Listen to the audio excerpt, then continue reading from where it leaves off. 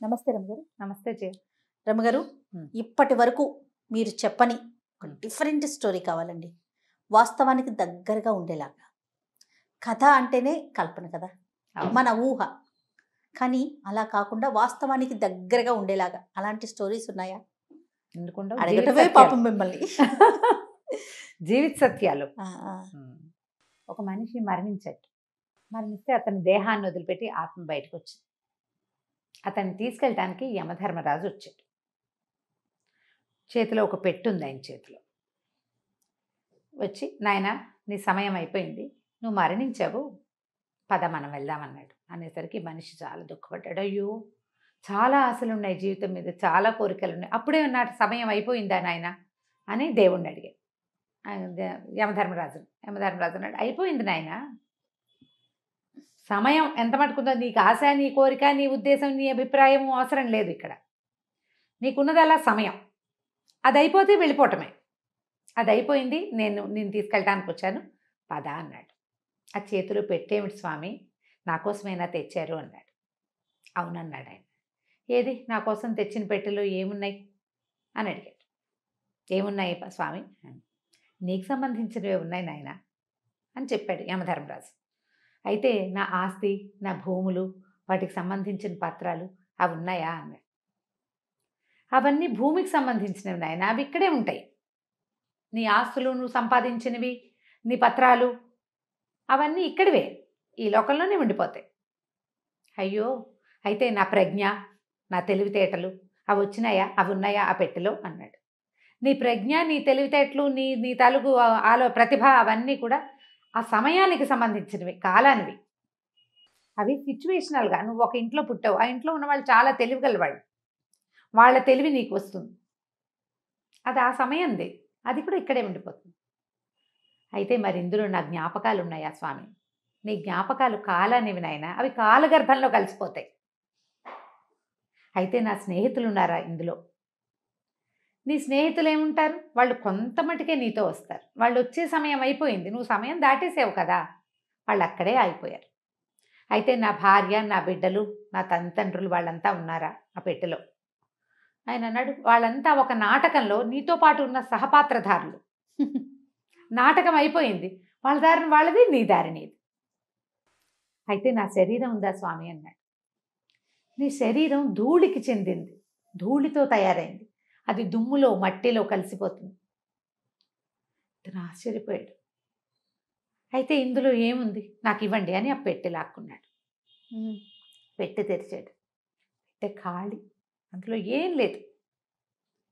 మనిషి ఏడవటం మొదలుపెట్టాడు. ఏంటి, నాదేం లేదా? పెట్టె ఖాళీయా?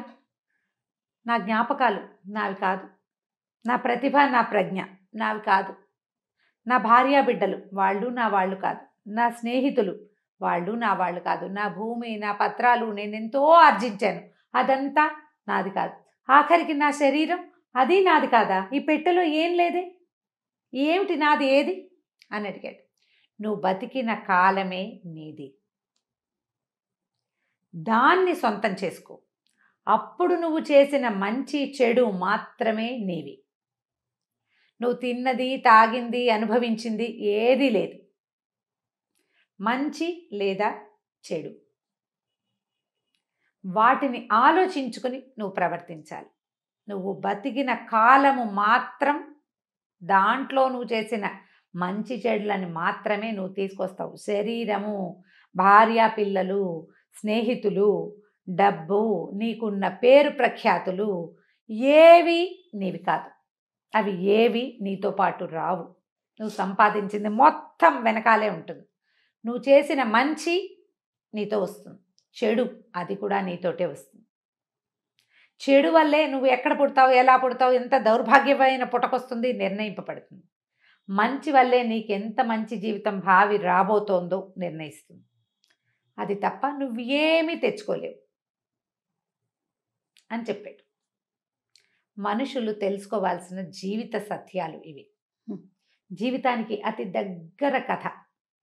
నిన్న తిన్నాం, రేపు తింటాం, ఈరోజు తింటున్నాం, ఈ రోజులో బతుకు, ఈ రోజుని సరైన రోజుగా చెయ్యి, ఈ ఒక్క రోజులో నువ్వు ఎవరినైనా దుర్భాషలాడతావు, ఎవరినైనా హెచ్చరిస్తావు, ఎవరినైనా ఏదో ఒకటి అంటావు, అవన్నీ నీ వెనకాల పడతాయి, నీ వెంబడి వస్తాయి. నువ్వు మంచి చేస్తావు, చక్కగా సహాయం చేస్తావు, బుద్ధిమంతుడుగా ఉంటావు, అది నీ వెన్నంటి వస్తుంది. వెంటాడటానికి వెన్నంటటానికి తేడా ఉంది కదా. వెన్నంటి ఉండేది ఏది? ధైర్యం. వెంటాడేది భయం. ఏది కావాలి నీకు? మనుషులకి కావాల్సింది ఏంటి? రేపటి పట్ల ధైర్యం కావాలి, మరు జన్మ పట్ల నమ్మకం కావాలి. దానికోసం ఈరోజు సజావైన సరైన జీవితాన్ని జీవించాలి. మృత్యువు తప్పదు. ఎవ్వరూ ఇక్కడ పేటేసుకొని కూర్చోరు. మనం వెళ్ళక తప్పదు. మంచి చేయి, మనిషిగా జీవించటానికి ప్రయత్నం. జీవించలేకపోతాం. మనకి జీవితంలో ఎన్నో ఆటుపోట్లు వస్తాయి. మనం బతికే బతుకులో అసలు మనం మంచి చేసి చేయగలిగే అవకాశం కూడా ఉండదు. ఎట్లా కొట్లా కష్టపడి బతకాలి. మన పొట్ట నింపుకోవడానికి, మనతోటి ఉన్న వాళ్ళ పొట్ట నింపడానికి మనకి సరిపోవట్లేదు అనుకో, ఇక నువ్వు మంచి చేయలేవు. చెడు చేయకు, కనీసం చెడ్డైనా చేయకుండా ఉండు. అదైనా నీ వెన్నుతోడుగా వస్తుంది. అదే నువ్వు పెట్టె నింపగలుగుతావు దాంతోటే. లేకపోతే ఖాళీ పెట్టే జీవితం.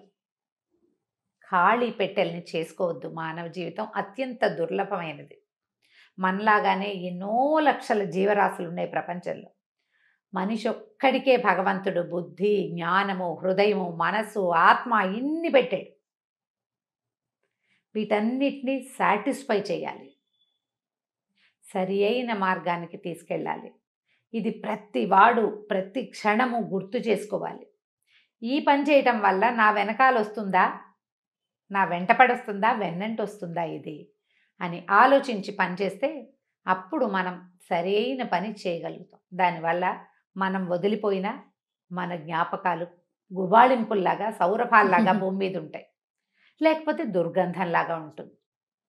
ఆలోచించి జీవితాన్ని ముందుకు తీసుకెళ్ళాలి. ఇప్పటిదాకా చెప్పని కథ కదా. నిజంగా చాలా చాలా ఆలోచింపచేసే కథ రమ్మగారు.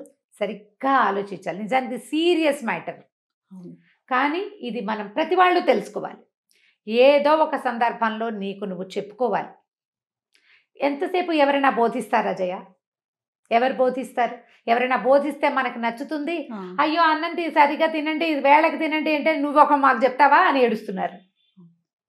ఎంతసేపు నువ్వు ఇవే చెప్తావు, నీకెందుకు? ఇలాంటివే. మంచిని కూడా తీసుకోలేరు. నీకు నువ్వు చెప్పుకునేడు కనీసం. మనకే మనం చెప్పుకోవాలి. మనం ఏం చేస్తున్నాం, ఏం పట్టుకెళ్తాం, ఏది మనతో పాటు ఉంటుంది. రేపొద్దున ఎక్కడైనా రోడ్డు మీద పడితే జనాలందరూ చచ్చిపోయిన కుక్కని చూసినట్టు వెళ్ళిపోకూడదు. మనిషిని చూసినట్టు చూడాలంటే మన బతుకు మనిషి బతుకుగా ఉండాలి కదా. ఆలోచించండి. ఇలాంటి కథలు అప్పుడప్పుడు చదవండి, అవకాశం వచ్చినప్పుడు వినండి, దాని మీద డిస్కస్ చేయండి, ఆలోచించుకోండి. కనీసం లోపల మనకి మనం ఆలోచించుకుంటే బాగుంటుంది. డిస్కషన్ కూడా వద్దు రమ్మగారు, మనకి మనం ఆలోచించుకుంటే చాలు. అదే ఎక్సలెంట్ అండి. నమస్తే రమ్మగారు. నమస్తే జయ.